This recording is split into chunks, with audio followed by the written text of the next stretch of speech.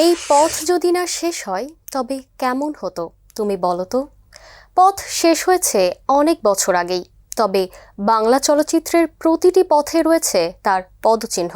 বলছি চলচ্চিত্রের মহানায়ক উত্তম কুমারের কথা। ছিলেন অরুণ কুমার চট্টোপাধ্যায়। বদলে দিল সিনেমা। আজ মহানায়কের ৯৯তম জন্মবার্ষিকী। সালটা ১৯২৬। আজকের এই দিনে কলকাতায় জন্মগ্রহণ করেন মহানায়ক। সাধারণ একটা চাকরি করতেন আর অন্তরে লালন করতেন রূপালী পর্দার স্বপ্ন। মায়াডোর সিনেমার মাধ্যমে অভিনয় জীবনের শুরু, কিন্তু ছবিটি মুক্তি পায়নি। ১৯৪৮ সালে দৃষ্টিদান সিনেমার মাধ্যমে দর্শকের সামনে আসেন নায়ক।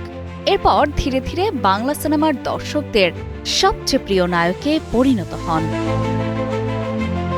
বাংলা সিনেমার রোম্যান্সের ইতিহাস লিখতে গেলে প্রথমেই উঠে আসে উত্তম সুচিত্রার জুটির নাম। বলা যায় জনপ্রিয়তার বিচারে দুজনের জুটি আজও সেরা। হারানো সুর, সাগরিকা, চাওয়া পাওয়া, শিল্পী, গৃহবধূ, সপ্তপদী, প্রতিটি চলচ্চিত্র বাঙালির আবেগকে স্পর্শ করেছে গভীরভাবে। তাদের একসাথে পর্দায় দেখার আনন্দ ছিল এক অন্যরকম অভিজ্ঞতা, যা এখনও দর্শকের স্মৃতিতে উজ্জ্বল।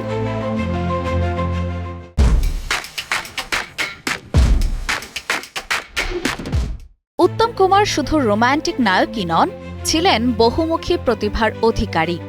চিড়িয়াখানা, চৌরঙ্গি, অমানুষ কিংবা সত্যজিৎ রায়ের কালজয়ী চলচ্চিত্র নায়ক সবখানেই নিজেকে মেলে ধরেছেন অসামান্য রূপে।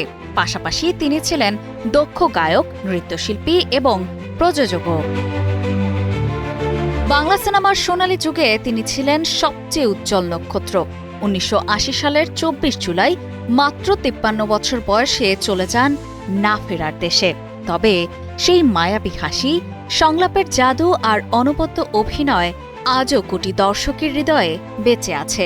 বাংলা সিনেমার প্রতিটি প্রজন্ম তাকে নতুন করে আবিষ্কার করে, ভালোবাসে এবং সম্মান জানায়।